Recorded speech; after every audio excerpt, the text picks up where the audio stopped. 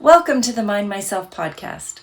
I'm Esther, and it is my pleasure to be bringing you information about healthcare approaches, health issues, and people's health journey stories, all from the complementary, holistic, and integrative perspectives, helping you become your own best health advocate and helping you make your own informed choices because you matter.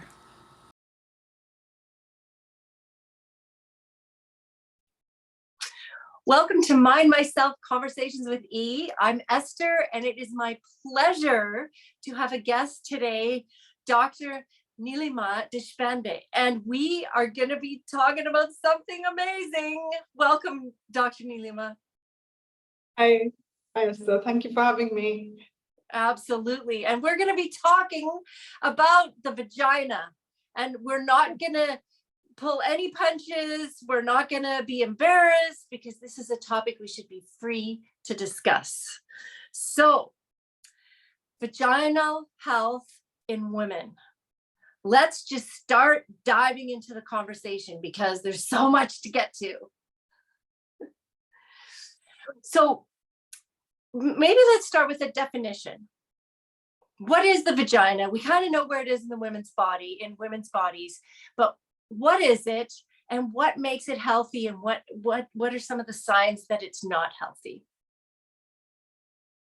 The vagina is part of the female reproductive tract, and it's a potential space. It's like a tube which is supported by the pelvic floor muscles and fascia and ligaments, and it leads as a potential space that can accommodate, well, a finger, a penis, or a baby's head. It's stretchable, it can expand, and it can elongate. It's got lots of little folds that allows it to do that, and it leads up to the cervix, which is the entrance. There's a small hole that enters then into the uterus, the tubes, and the ovaries. So it's kind of a passageway to the female reproductive system, and then it forms a tract through which is like a receptacle for semen, and women are trying to get pregnant for intercourse. And it also forms the passageway through which the baby traverses and collects the necessary microbes that help it to equip it to live its life. Okay, and tell me what a healthy vagina looks like, and then the opposite. What is an unhealthy vagina? So the vagina changes as, you know, in a baby, from a baby to an adolescent girl, once you become pubertal, to through your reproductive years, through menopause. In a young girl, the vagina again has a single layer. It doesn't have as many folds, and it's probably when the baby is born, it's under the influence of a little bit of estrogen that's circulating in the mother's blood. And as the girl child grows, this vagina and the uterus and tubes start to grow, and then once puberty starts, you start to see the folds and the changes that happen cyclically, and then the bacteria in the vagina. So we've got the pH of the vagina once you start menstruating, it ranges between 3.5 to 4.5. It becomes a little bit more alkaline when you're menstruating because menstrual blood is alkaline. And this particular pH then supports a very healthy vaginal microbiome, which is the different bugs and stuff that stay inside the vagina and keep its environment healthy. This microbiome is essential to stop unhealthy bugs from growing. It also keeps that there's certain sugars in the cells of the vagina that allow it to stay acidic. That's glycogen.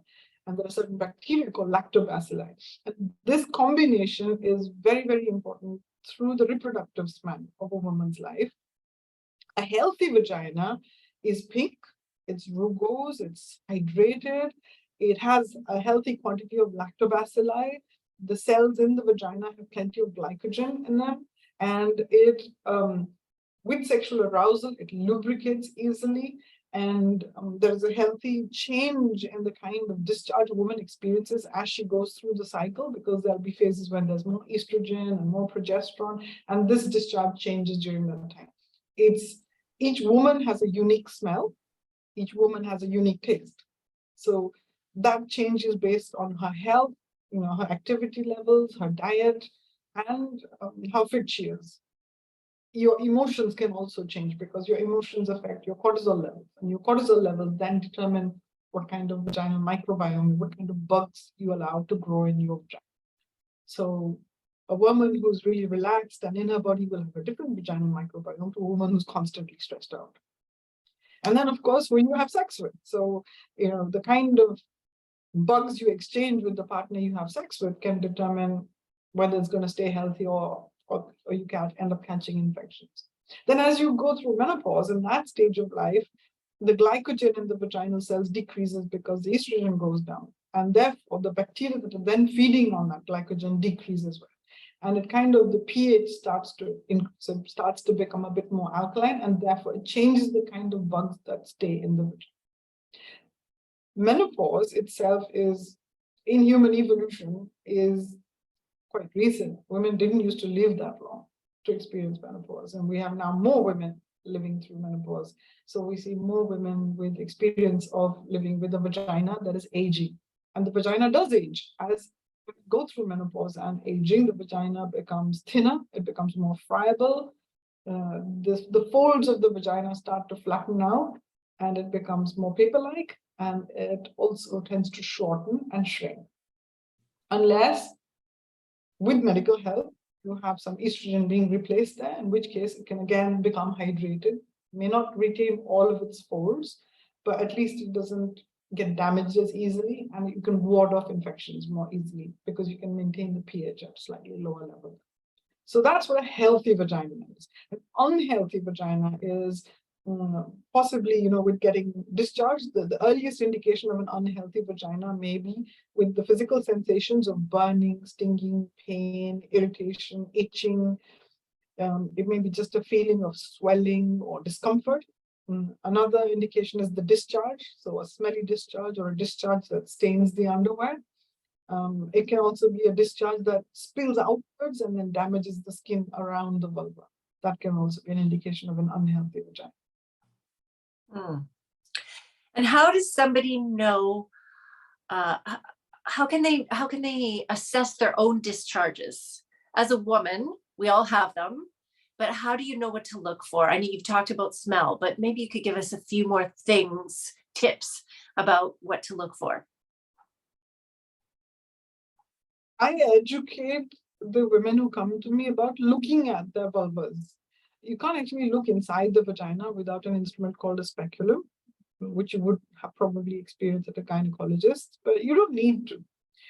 As long as you're comfortable looking at the vulva and the entrance of the vagina in a mirror, that's fine. You can check for any kind of structures on the outside. You can look at the discharge that's coming outside. You can use your finger, wash your hands, and then use your finger to pop it inside the vagina and have a collection if you notice a discharge. You can look at your underwear and notice what's on the underwear. If it leaves a stain, if it's smelly. Also, the kind of sensations, if you look at the vulva, if you look if there's any kind of burning or stinging or redness. The importance of being able to look at the vulva and vagina is that you notice what's changed. So if you're not used to looking at it, you won't know if something changes. So it's really important to look at it when you know it's normal, so you can pick out when it's not. So that's one way of collecting more information. And if you're in doubt in something, you assess yourself throughout your cycle. If you're in the reproductive years, you know that it's changing. So it'll change in the first half of your cycle once your period finishes.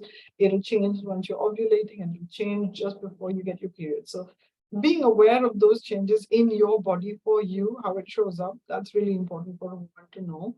And then obviously, if you notice changes that are consistent, that are not kind of moving on or not improving, then you need to go and see your doctor so they can do some more tests. Okay. So let's move on to STIs or sexually transmitted infections and condoms. And it's just all part of this. Maybe help us discuss some of those things.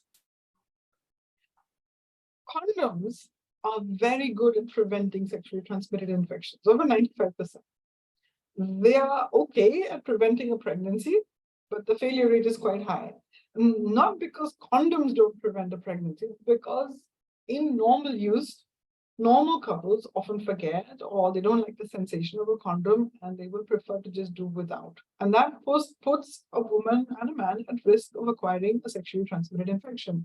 Now, for most people, they think they only have sex with one person. Okay, this person thinks they're having sex with this person. What's actually happening is that this person may have had sex with one other person. This person would have had sex with one other person, maybe, or maybe two people. And that person's actually had sex with four other people. And then this person actually had sex with another four people or five people. And maybe occasionally they haven't used a condom. And then this person actually went and visited a prostitute. And that prostitute had sex with another 100 people, out of which 2 or 3 times she didn't use a condom.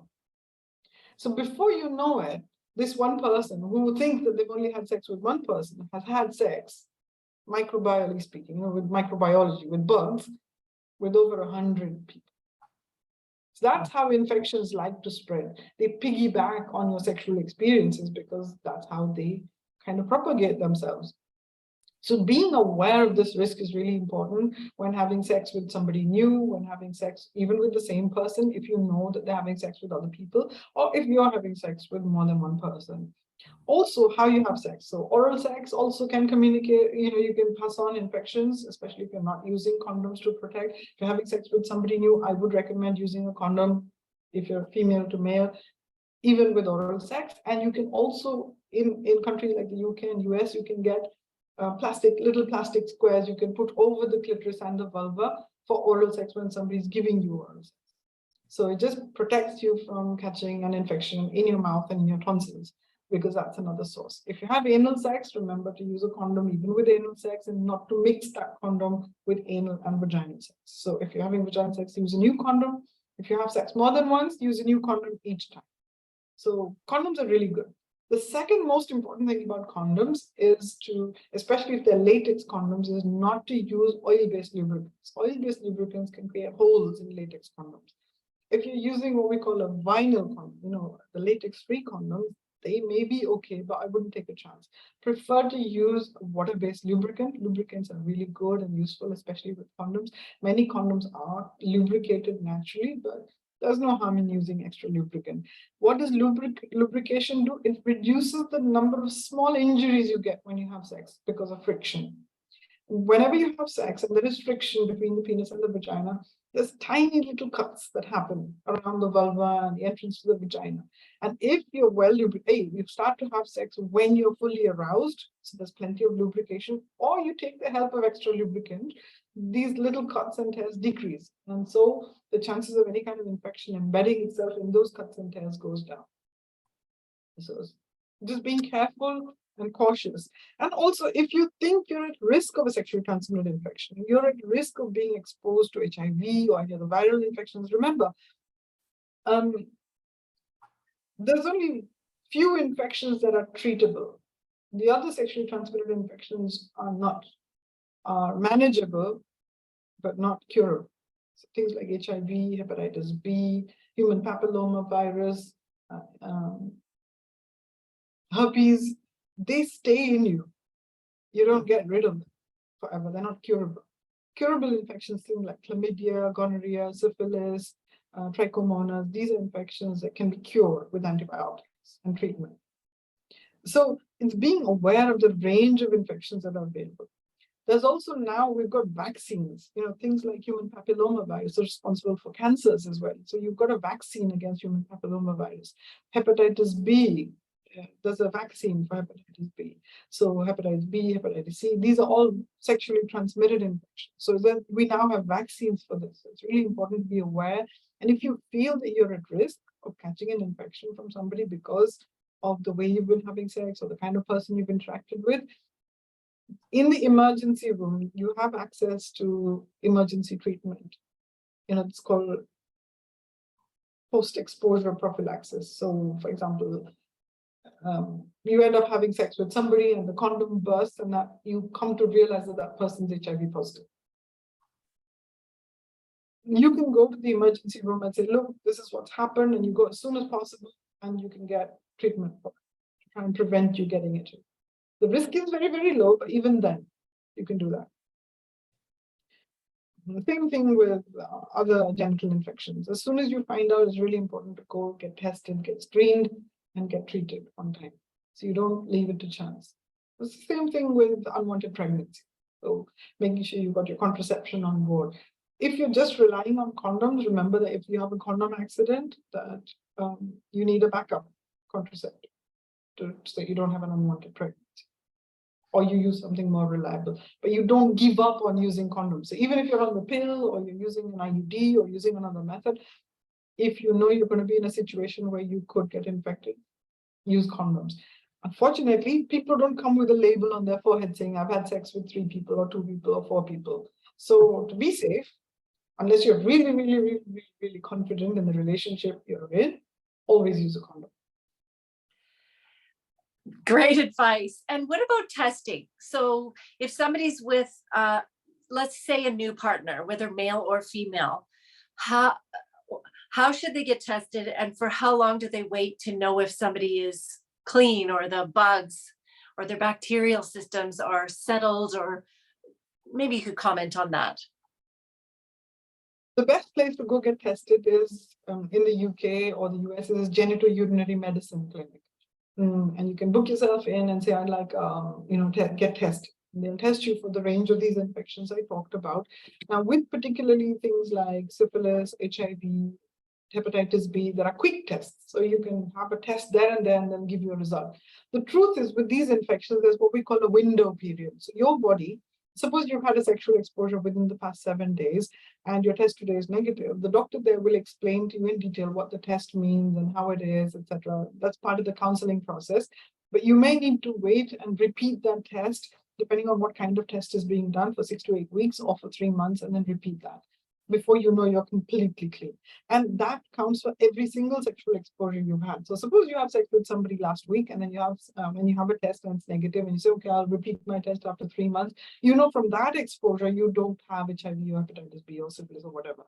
But if you go and have sex with somebody new, you go to again retest yourself 3 months after that. So there is a window period, and the doctor who's doing the test will explain that window period. Okay, good advice. And you had mentioned earlier about lubricants. And I know there are a flood of them, no pun intended, on the market. But what kind of things should you look for in a lubricant, and what's healthy? I know some of them are, they might have sugar in them or whatever, and that can affect the whole vaginal area. Maybe you could comment on lubricants and talk about that. Really funny, because I did a talk yesterday on painful sex, and we're talking about lubricants, and there's loads of people asking. As a doctor, we use KY jelly and water-based lubricants a lot in the clinical setting as well, when we're examining patients. And water-based lubricants are great because even if they, you can use, they're probably not as expensive as other kind of fancy lubricants. They're very basic. But one big advantage of water-based lubricants is even if they dry out, you can use a little spray bottle of water and you spray on it and it gets recharged. So you don't end up like spending lots and lots of money on lots and lots of lubricant. You just recharge your use. So water-based lubricants are great. They're very useful both with condoms, with sex toys. And for most women, they don't cause any allergic reactions. They don't sting or burn or create any kind of funny reactions. So water-based lubricants are very safe. When you're trying to buy natural lubricants, so if you're stuck in an emergency, just use your saliva. You don't have to postpone sex to be able to get to the shop to buy lubricant. Use your saliva. It works fine, provided you don't have an infection as well. But saliva is fine. The other advantage of using saliva is when you flood your mouth with saliva, it lowers your anxiety levels. So that's another advantage of flooding your mouth with saliva. Now, when you start looking for lubricants online, lots of people, I want a natural lubricant, and you find tons of YouTube videos who teach you how to make lubricant out of flax seeds and blah, blah, blah. And I say, just be careful. If it's not something you're going to eat, don't put it in your vagina. But would you eat KY jelly? It wouldn't harm you. Okay. Flavorless, odorless, it's not going to harm you. Okay. Now, with a lot of seeds and grains and stuff that become jelly-like, they have a lot of sugars in them. And online, you'll find a lot of lubricants that have glycerin or potato starch as a base, especially ultrasound gel. Ultrasound gel is made cheap because, we do tons and tons of ultrasound, and nobody wants to spend a ton on, using lots and lots of money to manufacture gel. So ultrasound gel is made from potato starch. You don't want to put potato starch inside the vagina. It might work temporarily, but it does upset the vaginal microbiome. So look for natural lubricants that they don't have glycerin, that don't have potato starch. Now, if you're menopausal and you're looking for lubricants for that kind of vagina, then there are special lubricants that are made for menopausal vaginas.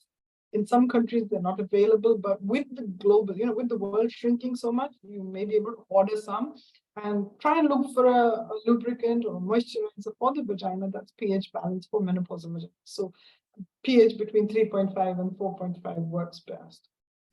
But when you're younger, your body is naturally acidic. So the pH of that lubricant, you can be a little bit more flexible with it. I wouldn't recommend silicon-based lubricants.